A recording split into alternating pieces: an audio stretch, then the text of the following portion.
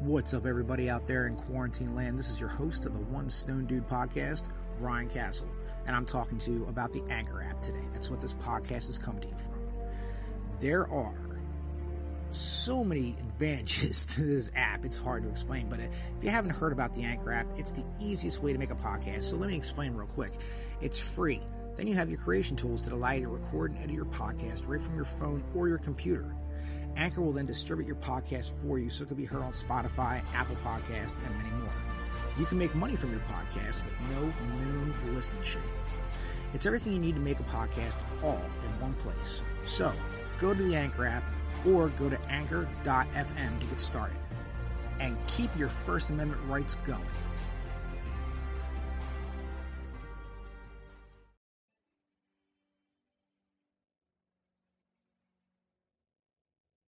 I'm sorry, but I don't want to be an emperor.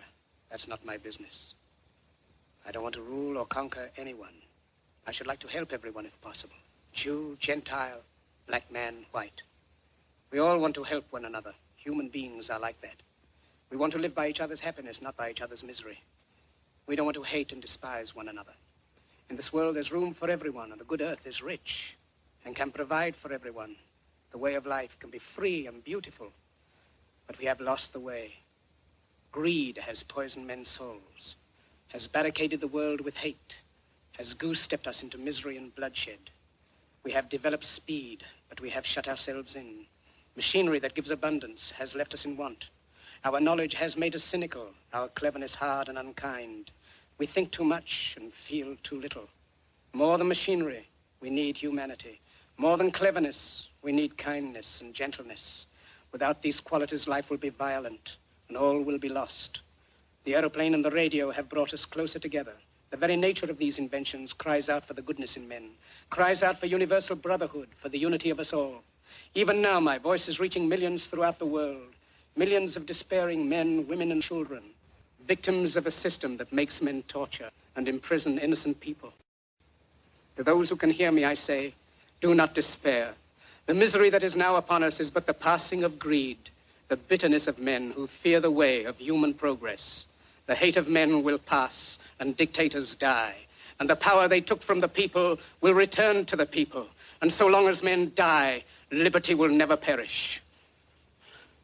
Soldiers, don't give yourselves to brutes, men who despise you, enslave you, who regiment your lives, tell you what to do, what to think, and what to feel, who drill you, diet you, treat you like cattle, use you as cannon fodder. Don't give yourselves to these unnatural men with machine minds and machine hearts. You are not machines. You are not cattle. You are men. You have the love of humanity in your hearts. You don't hate. Only the unloved hate. The unloved and the unnatural. Soldiers, don't fight for slavery, fight for liberty. In the 17th chapter of St. Luke it is written, the kingdom of God is within man, not one man nor a group of men, but in all men, in you. You, the people, have the power to create machines, the power to create happiness. You, the people, have the power to make this life free and beautiful, to make this life a wonderful adventure. Then in the name of democracy, let us use that power. Let us all unite. Let us fight for a new world, a decent world, that will give men a chance to work, that will give youth a future and old age a security. By the promise of these things, brutes have risen to power, but they lie. They do not fulfill that promise. They never will. Dictators free themselves, but they enslave the people. Now let us fight to fulfill that promise. Let us fight to free the world, to do away with national barriers, to do away with greed, with hate and intolerance. Let us fight for a world of reason, a world where science and progress will lead to all men's happiness. Soldiers, in the name of democracy, let us all unite!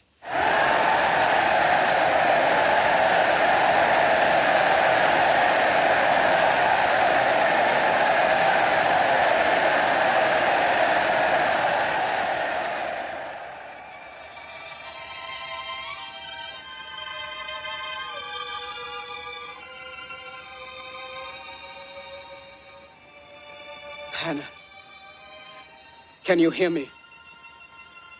Wherever you are, look up, Hannah. The clouds are lifting. The sun is breaking through. We are coming out of the darkness into the light. We are coming into a new world, a kindlier world, where men will rise above their hate, their greed, and brutality. Look up, Hannah. The soul of man has been given wings, and at last he is beginning to fly. He is flying into the rainbow, into the light of hope, into the future, the glorious future that belongs to you, to me, and to all of us. Look up, Hannah. Look up.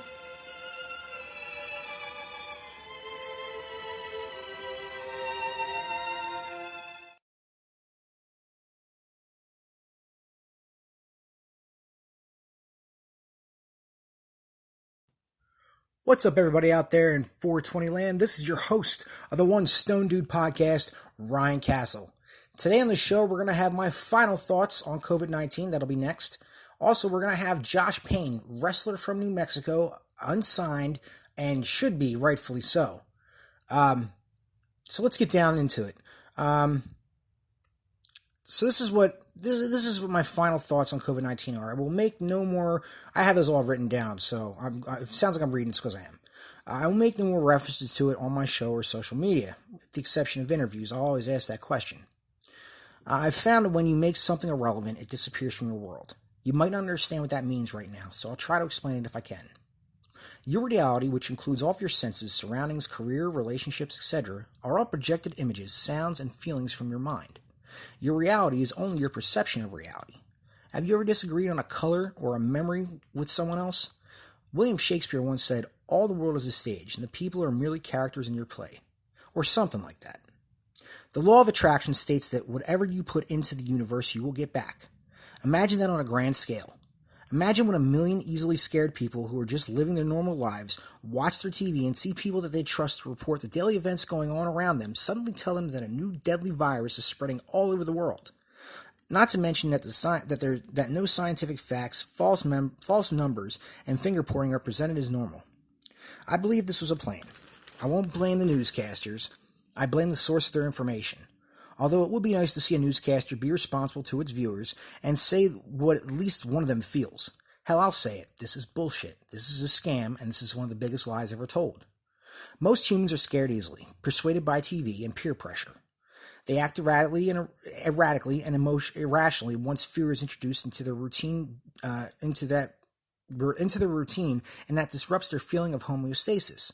We still respond like that of our chimp counterparts. We sling shit at those we reject. That causes more of a division than is already carefully implemented and now indoctrinated into our lives.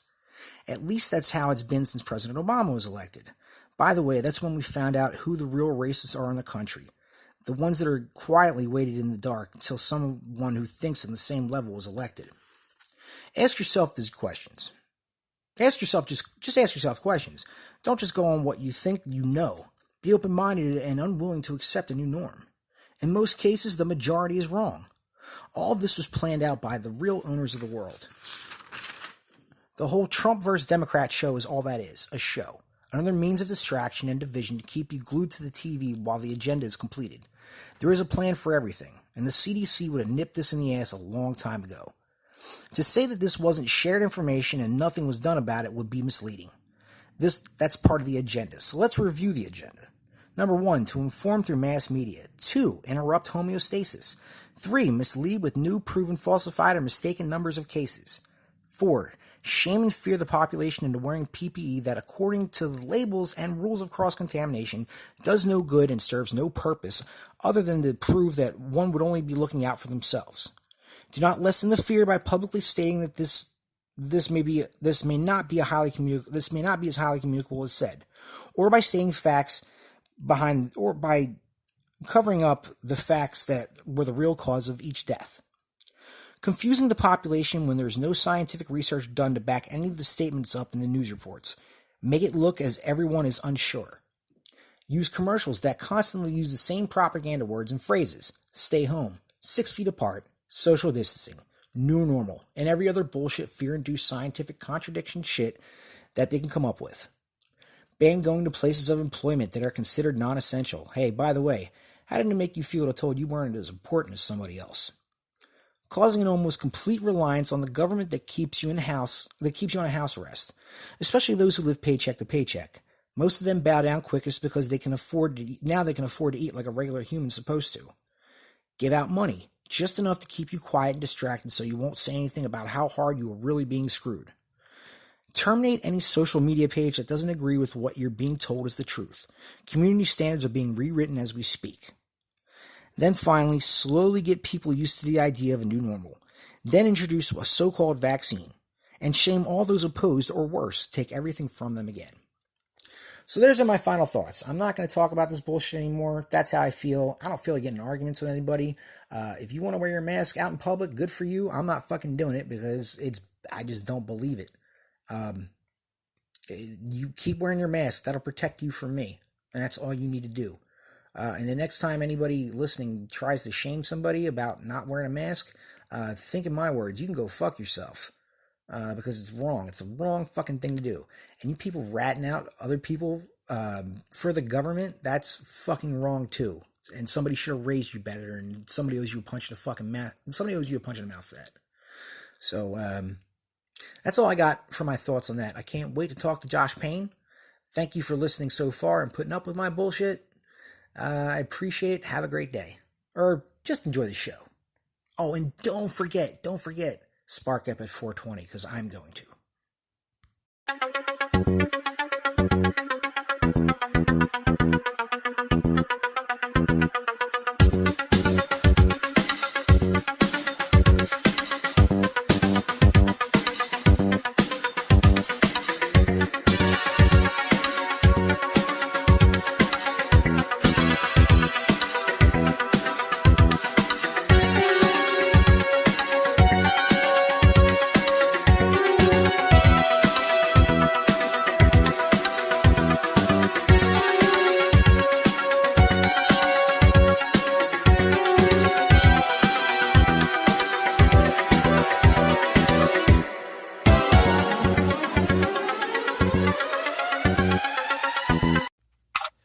Welcome back, everyone, to the One Stone Dude podcast. This is your host, Ryan Castle.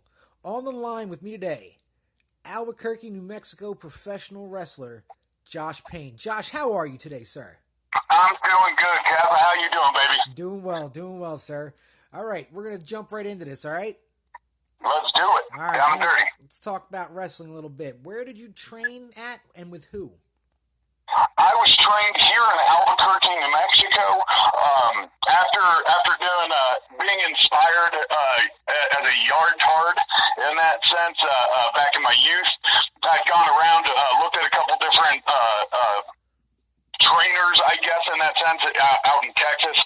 Not going to name names, but definitely didn't seem anything legit.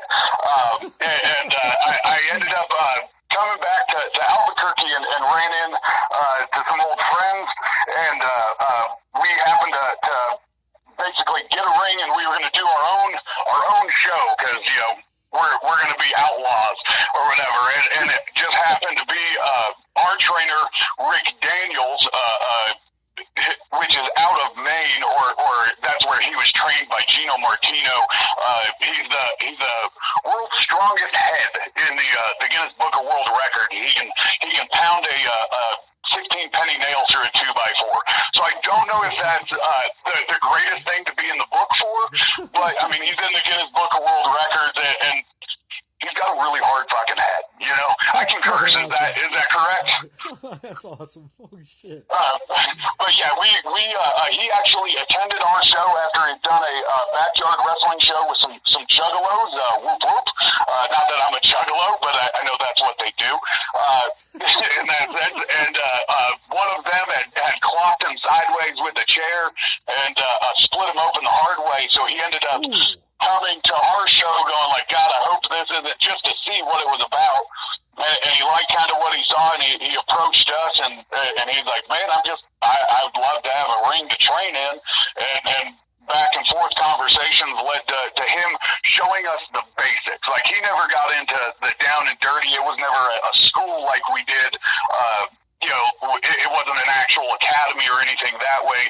We had purchased the ring, and luckily he graced us with the knowledge that he had, showing us the proper way to work, the proper way to walk in that sense, and gave us the little bit of basics, and 90% of our schooling past that was just on the road.